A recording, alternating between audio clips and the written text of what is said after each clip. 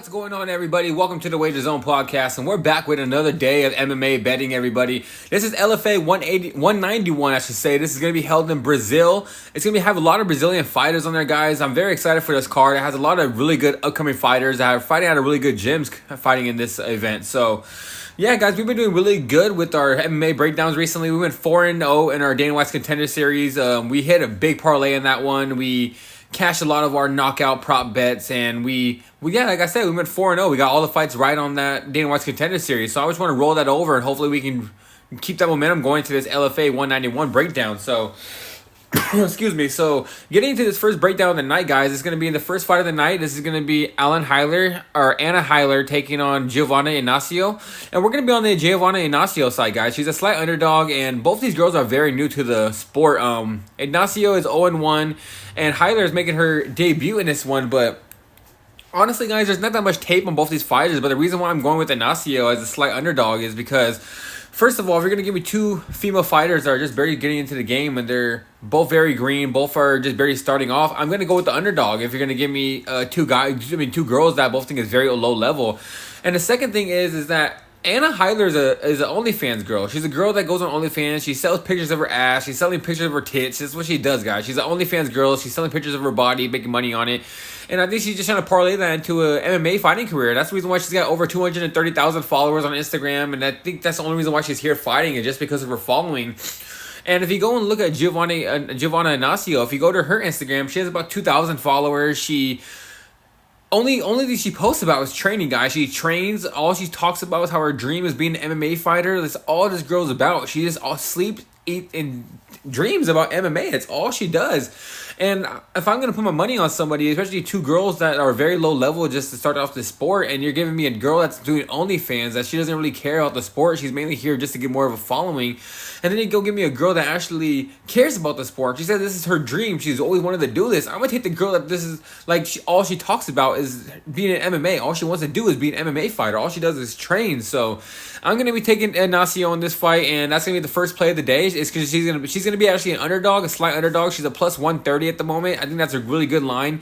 Two low-level fighters, and like I said, I'm going to go with the one that actually has the heart to actually want to be a fighter, and not the one that's just an OnlyFans girl. And guys, I don't care.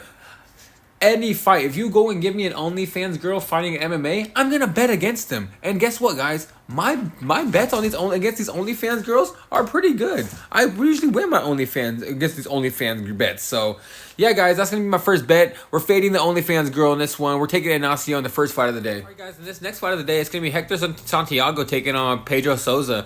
And in this one, I'm going to be on the Hector Santiago side. I'm going to be making a 3-fight parlay, and he's going to be the first leg of it. He's a minus 400 favorite.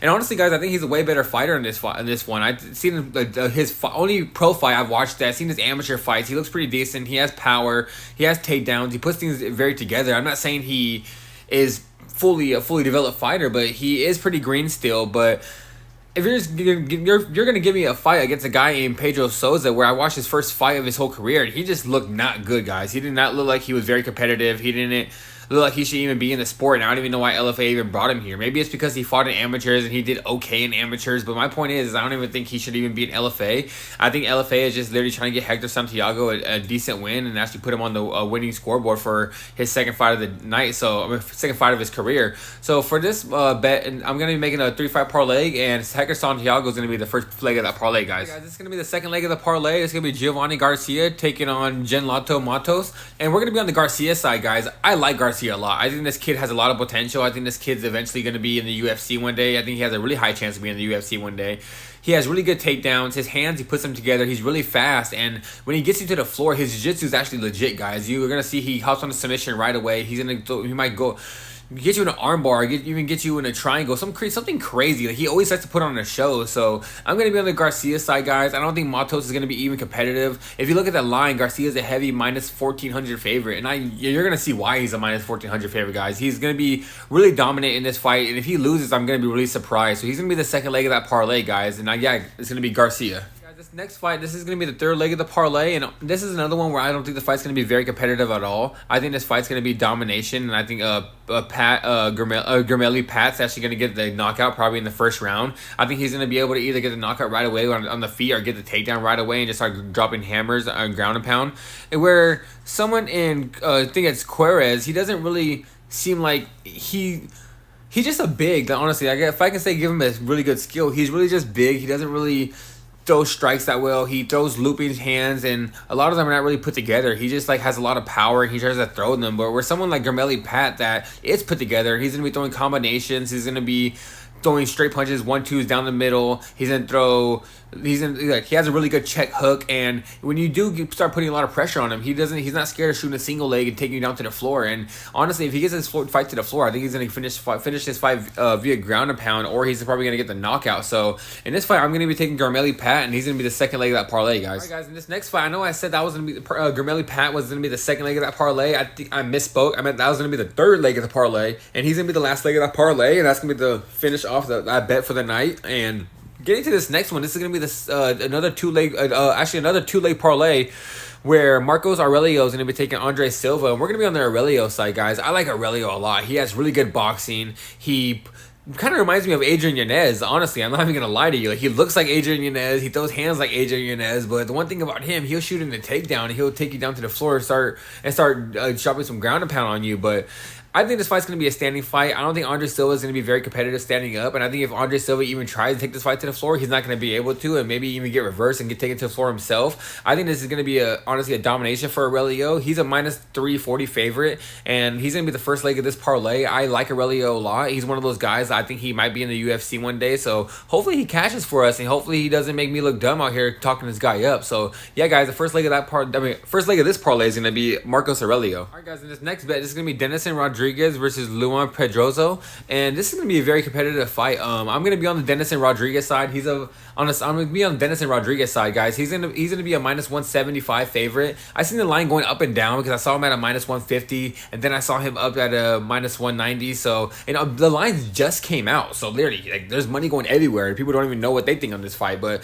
like I said, this fight's going to be very competitive. But I'm going to be on the Rodrigues side. I think Rodrigues is going to be able to land the better combinations. I think he's going to land the harder shots, and I think he might even get the knockout. But if this fight goes to decision, I think this fight is going to, like I said, it's going to be competitive back and forth. But I think the judges are going to see where Denison Rodrigues is landing the hardest shots. He's going to be the one walking forward. He's going to be the one landing crispier combinations, like he's working at Burger King with a crispy combination, guys. So like I'm saying, I think Denison Rodrigues is going to actually win this fight. He's set at a minus 175. I'm going to be taking him on the money line. And yeah, guys, that's going to be the bet for this one. I'm going to be taking Denison Rodrigues. The second leg of that parlay with Aurelio, this is going to be Mateo Sororis taking on Maxon Lee, and I'm going to be on the Sororis side, guys. I think I'm saying that name right, Sororis. But yeah, the Maxon Lee has shown that he hasn't had a lot of fights in a while. He fought back a lot when he was like 18, 19, and he took a long break, and then he fought again, but there's not really tape on his newer fights. But if you actually see a lot of his older fights,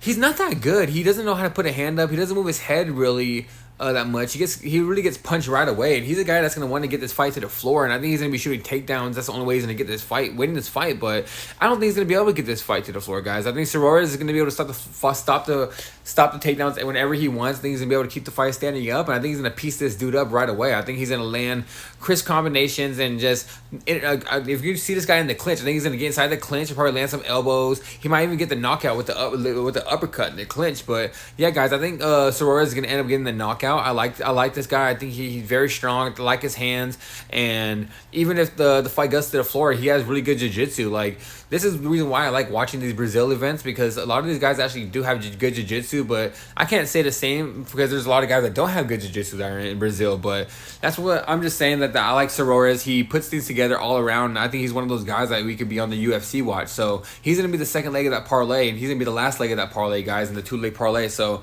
that's going to be it. I'm going to be taking Sororis in this one, guys. All right, guys, in this one, it's going to be one of those fights where it's just going to be grappler versus striker. It's going to be Cleberson Sousa taking on Lincoln Santos. Cleberson Sousa is going to be shooting nonstop takedowns. He's going to be one of those guys that just comes in and shoots a takedown and tries to get the floor right away. And if he doesn't get the takedown, he's just going to be be chain wrestling the whole time. But I don't think he's gonna be able to get this fight to the floor. Lincoln Santos has shown that he has really good takedown defense and he has really nice striking. So I do think if he keeps this fight standing, he's gonna win this fight easily. So yeah, guys, I'm not gonna take too much of a breakdown on this one just because like I said, it's gonna be either the simple fight of grappler try and get the fight to the floor versus a guy that's a striker. And I think the striker is going to be able to keep the fight standing up. That's why I'm going to be on the Lincoln Santos fight and Lincoln Santos. And yeah, I'm going to be taking the money line on him, guys.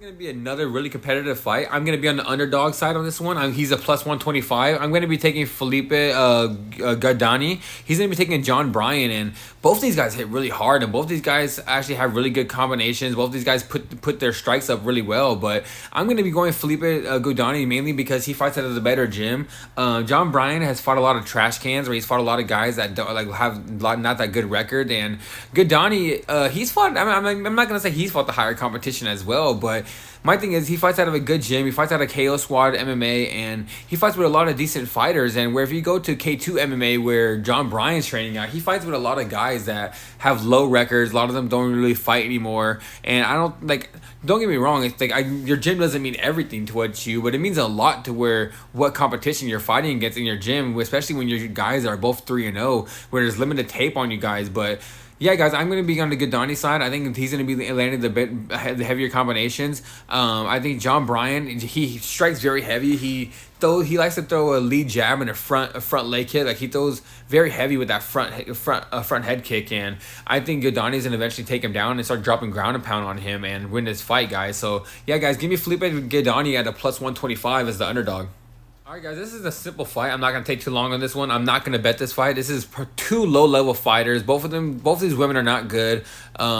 It's like I said, it's going to be a dog or pass. If you're going to bet this fight, in my opinion, take the Amanda Vargas side. She's a plus 300. You might as well be on the Vargas side, honestly, because I think both these girls are not good at all. So, yeah, guys, I'm not going to take too long on it because I'm not going to be betting it. So, but if you're going to be taking anything, take Amanda Vargas as the plus 300 underdog. Guys, in this one, it's going to be Lucas da Costa taking on Rafael Pereira. And I'm going to be on the Rafael Pereira side. I like this guy, honestly. He has really crisp combinations. Like, really good hands, guys. Like, and then his jiu-jitsu is legit too. Like, when he knocks you down, he's gonna hop right on your neck and he's gonna submit you. And he likes to play around. He likes to have fun in the ring. I like this guy a lot. Like, I like everything about him. I just watched his last fight. This guy literally just landed a straight right hand. Literally, like, just showboating the whole time, and then knocked the dude to the floor. Just hopped on his back and got his hooks in and choked him out right away. And the guy he fought was actually pretty decent competition. And the guy in Lucas dos Santos Lucas do Costa that's actually going to be trying to get this fight to the floor. And I don't think he's going to be very competitive standing up. And if he tries to get this fight to the floor, I think Rafael Pereira is either going to end up on top or he's going to stuff the takedowns and keep this fight standing up. So I'm going to be on the Rafael Pereira side. I think he's going to end up getting a knockout, or he's going to be like a late finish, like late second round or third round. And yeah, guys, I'm going to be in the Rafael Pereira side. And I'm going to be taking the money line on him. All right, guys, in this one, it's going to be another fight where it's going to be dog or pass for me in this one. It's going to be Fujimoto taking on... honestly, I'm not going to try to pronounce her name. I'm just going to call her Maria Abreu. And Maria Abreu, she's really good at jiu-jitsu.